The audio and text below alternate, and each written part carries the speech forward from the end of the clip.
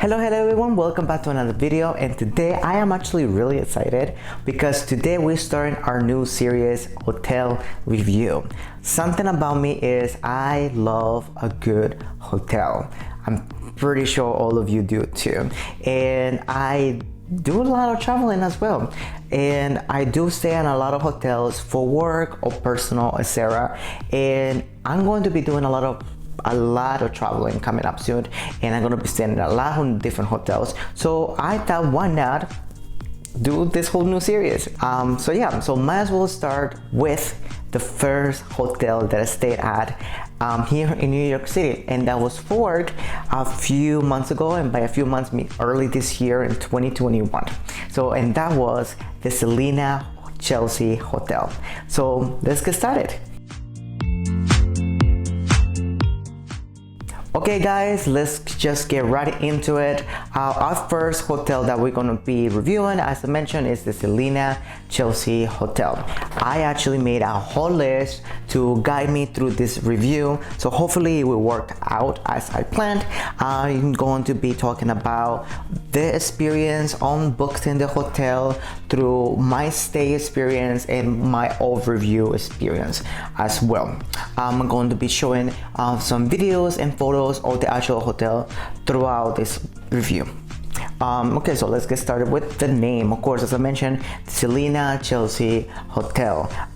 For those who don't know, Chelsea is an actual neighborhood in New York City. So I stayed at this hotel back in April of 2021.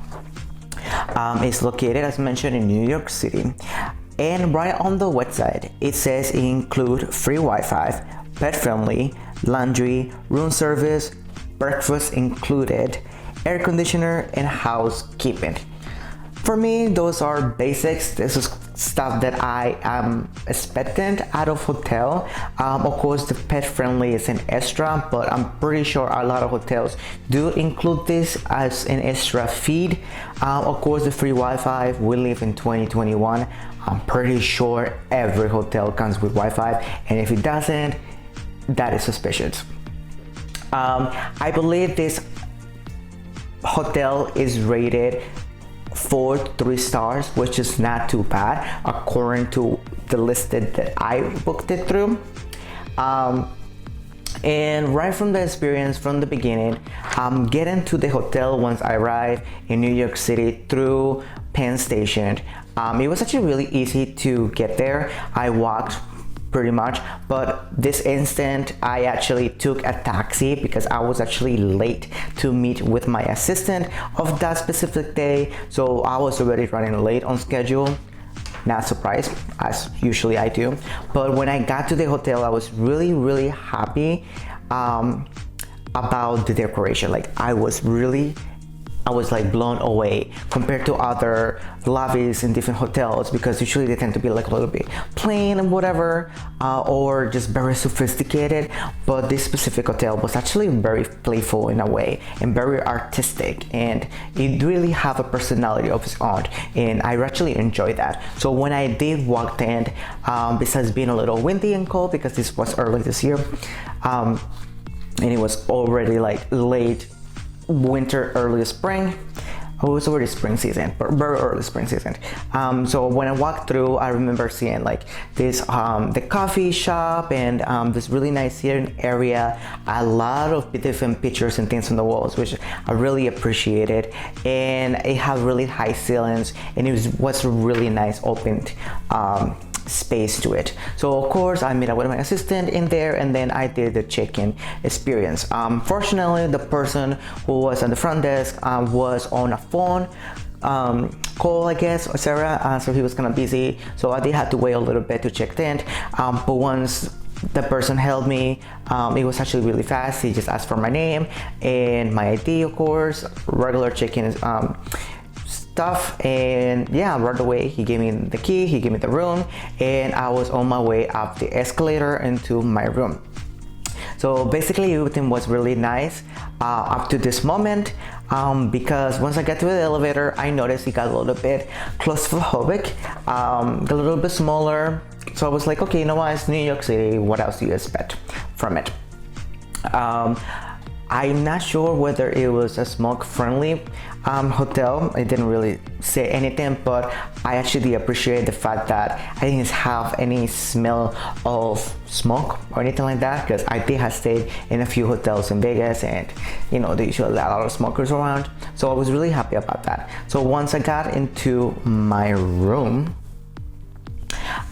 which I got a standard room, which included a king bed. The decoration, it was very similar to what I saw in the lobby. It was very sophisticated, very modern for sure, very futuristic. Can't even talk today. Amenities included the TV, telephone, desk, outer window blinds, which I will talk about later because that was one of my favorite things about this room.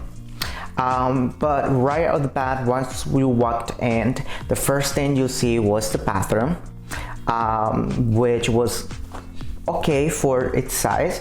I've seen smaller bathrooms in other hotels in the city, so I was very pleased with the size of the bathroom.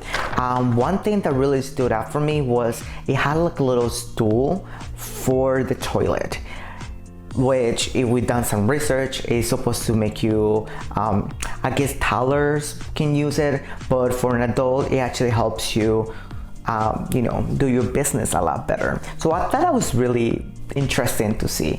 The mirror and everything was really fun. One thing I did notice was the lights.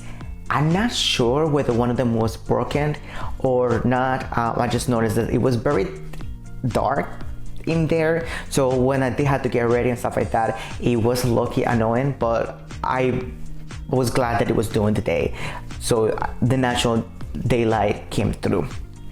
As I continue, of course, we had the shower in there, and then once you walked out, you continue with the lobby and you see the bedroom right away.